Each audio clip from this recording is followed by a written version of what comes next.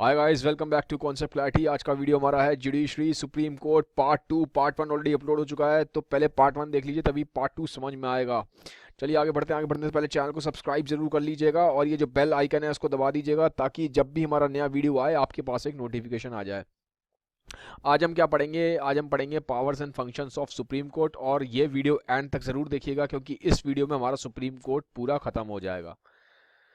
तो बात करते हैं powers and functions of supreme court के बारे में। तो पहली चीज़ आती है, सबसे बड़ी पावर जो है, सबसे पहली पावर है वो है इसकी सुप्रीम कोर्ट की ओरिजिनल ज्यूरिसडिक्शन। इसका मतलब क्या है ओरिजिनल ज्यूरिसडिक्शन का? इसका मतलब ये है कि कुछ केसेस ऐसे हैं जहाँ पे सिर्फ और सिर्फ सुप्रीम कोर्ट का ऑर्डर चलेगा। कुछ केसेस ऐसे हैं जहाँ पे सिर्फ और सिर्फ जो केस है वो सुप्रीम कोर्ट के पास ही जाएंगे। ठीक है। अब वो केस कैसे हैं? जैसे कि मान लो दो स्टेटों में लड़ाई हो जाए, यूपी और बिहार की लड़ाई हो जाए। ठीक है, किसी भी बात को लेके, पानी को लेके लड़ाई हो जाए, फूड को लेके लड़ाई हो जाए, तो अब ये जब दो स्टेट लड़ रहे हैं तो कौन डिसाइड करेगा कि कौन सा स्टेट ठीक है? तो सुप्रीम कोर्ट के पास जाएगा ये केस हाई कोर्ट के पास नहीं जा सकता, ये केस छोटे कोर्ट्स के पास नहीं जा सकता, ये वाला केस सुप्रीम कोर्ट के पास जाएगा। तब जब दो स्टेट लड़ रहे हो, या कोई एक स्टेट और एक यूनियन टेरिटरी लड़ रही हो, या फिर ऐसा भी हो जा सकता है कि यूपी की गवर्नमेंट लड़ रही हो सेंट्रल गवर्नमेंट से। ठीक है। तो अब इस केस में जहाँ गवर्नमेंट आपस में लड़ रही हैं, स्टेट्स आपस में लड़ रहे हैं, स्टेट्स और यूनियन टेरिटरी आपस में लड़ रही हैं, तो इस तरीके जो केस होते हैं, ये केस सिर्फ और सिर्फ सुप्रीम कोर्ट हैंडल करता है।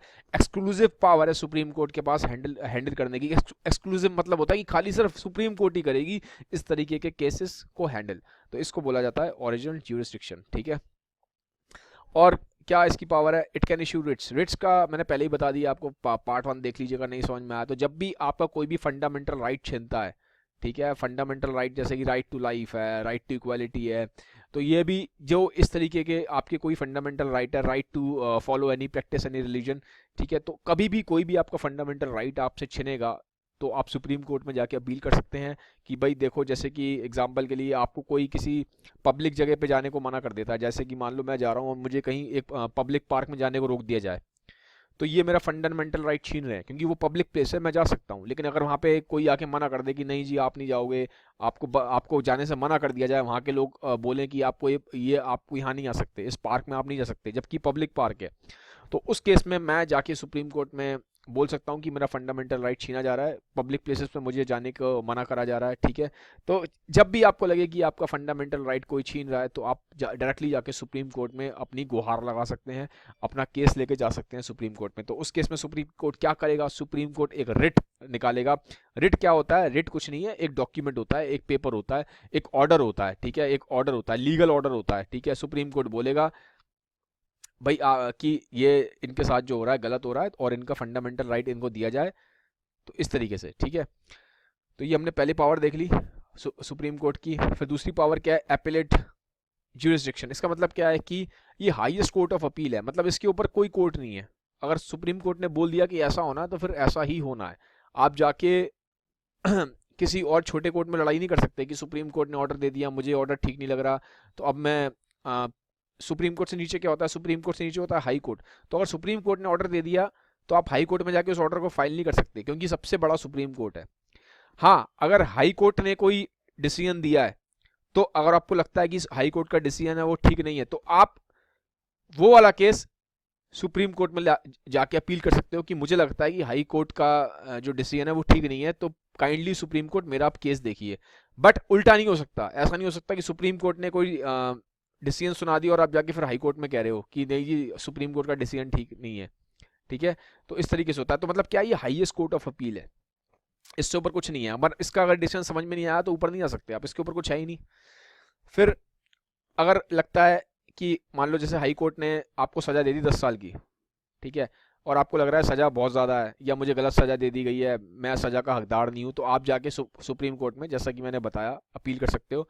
अब इस केस में हो सकता है सुप्रीम कोर्ट बोल दे कि 10 साल की जगह इसको 5 साल दिए जाएंगे, या हो सकता है 10 साल के 10 साल ही हटा दे। ठीक है। तो इस तरीके से मतलब सुप्रीम कोर्ट के पास पावर है लोअर कोर्ट्स के डिसीजंस को चेंज करने की और कंप्लीटली हटाने की। फिर एडवाइजरी ज्यूरिसडिक्शन का मतलब क्या होता है? जैसे कि प्रेसिडेंट है, प्रेसिडेंट सुप्रीम कोर्ट से ओपिनियन पूछ सकता है। ठीक है। कभी कभी कुछ पब्लिक ओपिनियन होते हैं जैसे कि इस जगह पे कुछ पब्लिक ओपिनियन है, प्रेसिडेंट के पास कोई बात आ रही है कि यहाँ पे स्कूल बनना चाहिए या मंदिर बनना चाहिए, यहाँ पे हॉस्पिटल बनना चाहिए, ठीक है, क्या बनना चाहिए, मान लो कोई एक लैंड है, तो अभी एक पब्लिक मैटर आ रहा है कि एक बहुत बड़ी पब्लिक प्लेस है, ठीक है, अब वहाँ पे क्या बनना चाहिए, हॉस्पिटल बने कि कोई स्कूल बने कि कोई मंदिर बने, क्या बने।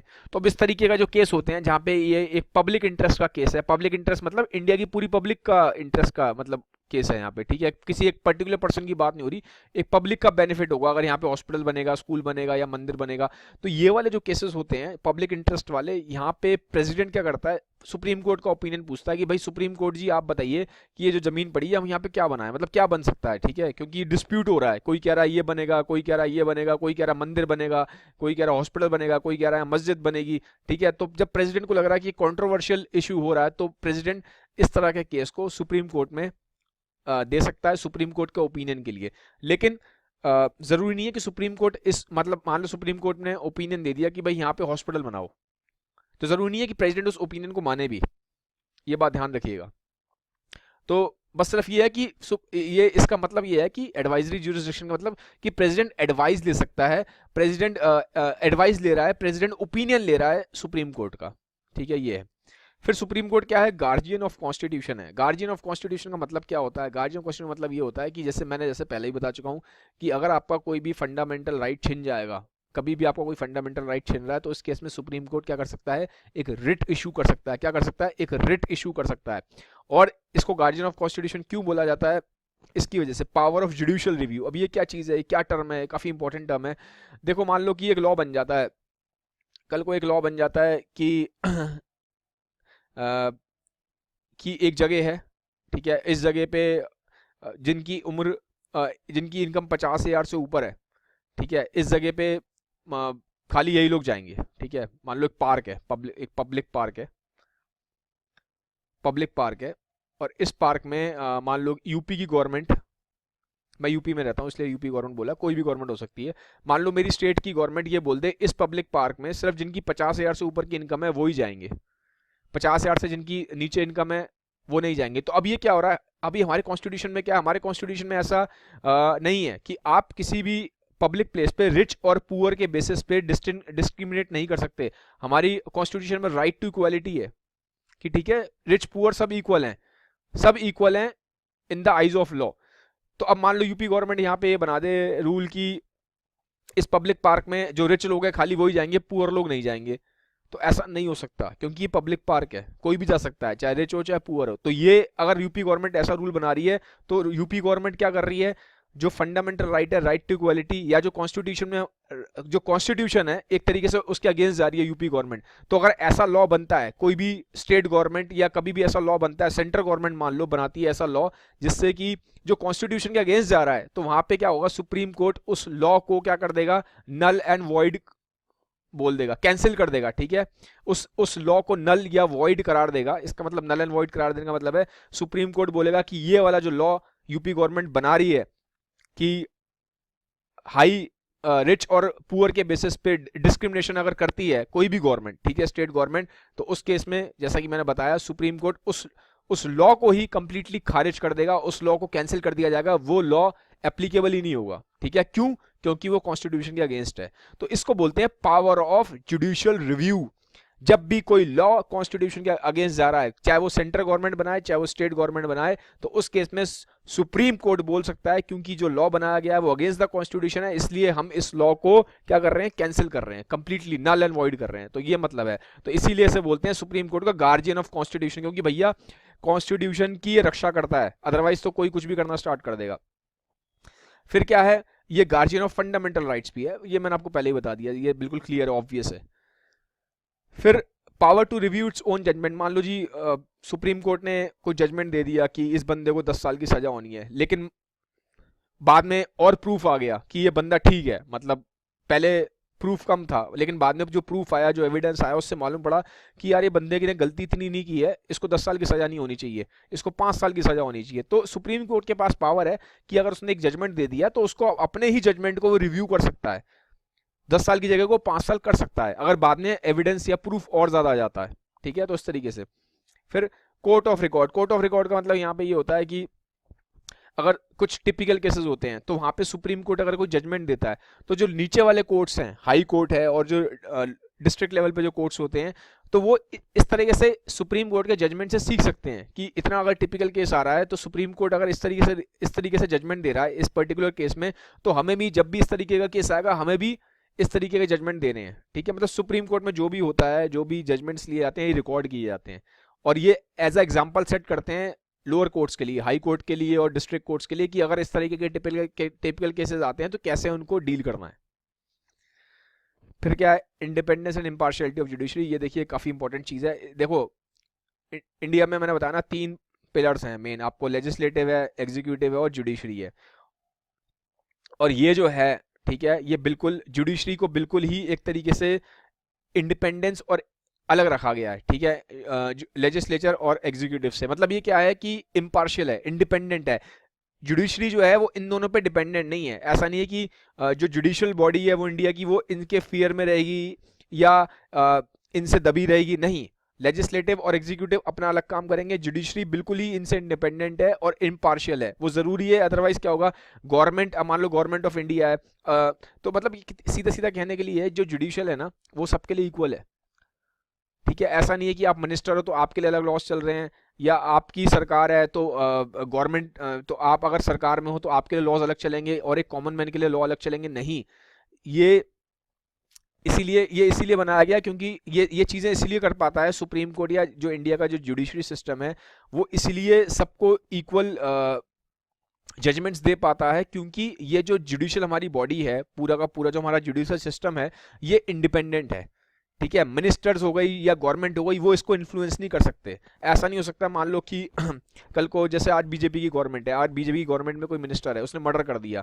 ठीक है, तो ऐसा नहीं हो सकता अगर उसने मर्डर कर दिया तो सुप्रीम कोर्ट बोलेगी नहीं जी, क्या कहते हैं, बिकॉज वो बीजेपी गवर्नमेंट का मिनिस्टर है तो उसको मर्डर की सजा नहीं होगी। नहीं, अगर वो, चाहे वो कॉमन मैन हो, चाहे वो बीजेपी गवर्नमेंट का मिनिस्टर हो, अगर उसने मर्डर किया है तो उसको सजा होगी, या उसने कोई भी अगर खराब काम किया है तो उसको सजा होगी। इससे कोई मतलब नहीं है चाहे वो पावरफुल हो, चाहे वो लेजिस्लेटिव बॉडी का पार्ट हो, चाहे वो एग्जीक्यूटिव बॉडी का पार्ट हो, चाहे वो नॉर्मली कॉमन मैन हो, हर इंसान इक्वल है। ठीक है, in the eyes of law. तो इसलिए बोलते हैं जुडिशरी इंडिपेंडेंट है, इम्पार्शियल है। गवर्नमेंट इसको अफेक्ट नहीं कर सकती, गवर्नमेंट इसको फोर्स नहीं कर सकती कि हमारा अगर मिनिस्टर पकड़ा गया तो उसको आप छोड़ दो क्योंकि हम पावर में हैं। तो ये इसका मतलब है।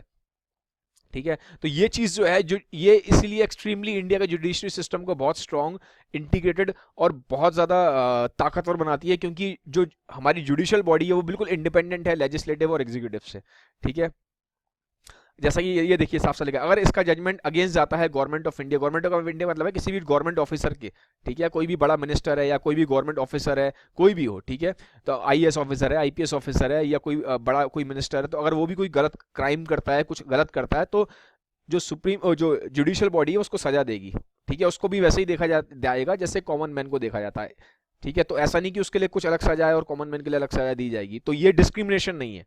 तो ये एक बहुत अच्छी चीज़ है, बहुत पावरफुल चीज़ है। इससे मालूम पड़ता है कि जो हमारे कॉन्स्टिट्यूशन मेकर्स हैं वो कितने ज़्यादा स्किल्ड और कितने इंटेलिजेंट थे, जिन्होंने इस पूरे कॉन्स्टिट्यूशन को बहुत ही इस तरीके से लिखा है ताकि ऐसा लगे कि सब बराबर हैं। ठीक है, फिर जो अपॉइंटमेंट और रिमूवल ऑफ जजेस है, जैसा कि मैंने बताया कि आपके सामने है, काफ़ी फेयर प्रोसेस है। ऐसा नहीं कि एक बंदा सोचेगा तो मेरा मन करा है तो इसको मैं अपॉइंट कर लूँगा। मतलब चीफ जस्टिस ऑफ इंडिया या किसी भी एक मिनिस्टर के हाथ में पावर नहीं कि इस जज को जज बनाना है। ये प्रॉपर एक प्रोसेस है। ठीक है, इससे क्या होता है कि जो जजेस चूज करे जाएंगे वो कभी भी ऐसे नहीं होंगे कि इम्पार्शियल हो जाएं, मतलब एक को ज़्यादा फेवर करें या दूसरे को कम फेवर करें, क्योंकि जो अपॉइंटमेंट ऑफ जजेस है ना वही अपने आप में एक इतना मतलब सटीक प्रोसेस है, इतना सही वेल डिफाइंड प्रोसेस है कि बिल्कुल फेयर प्रोसेस है। ठीक है, चाहे वो अपॉइंटमेंट का हो चाहे वो रिमूवल का हो, ये ऑल ओवर एक बहुत ही फेयर प्रोसेस है। ठीक है, इसमें कोई चीटिंग नहीं हो सकती। इसी की वजह से क्योंकि जो जजमेंट और जो जजमेंट ऑफ जजेस है वही इतना फेयर प्रोसेस है, इसकी वजह से कभी भी हमारी जो जुडिशियल बॉडी है ये कभी भी इम्पार्शियल नहीं होगी। ठीक है, पार्शियल नहीं होगी, सॉरी, हमेशा इम्पार्शियल रहेगी। फिर एक चीज़ और है कि कोई भी जज अगर वो रिटायर हो चुका है तो वो प्रैक्टिस नहीं कर सकता। इससे क्या होगा कि जैसे 65 ईयर्स से ऊपर की एज हो गई किसी जज की, मान लो 65 के बाद रिटायर हो जाता, 70 साल का हो गया, तो कोई भी सीनियर जज कभी भी किसी उस टाइम पे जो जज बैठा होगा सुप्रीम कोर्ट में उसको इन्फ्लुएंस नहीं कर पाएगा। वो ये नहीं बोल सकता कि मैं सीनियर जज हूँ तो तुम अब मेरी बात सुनो।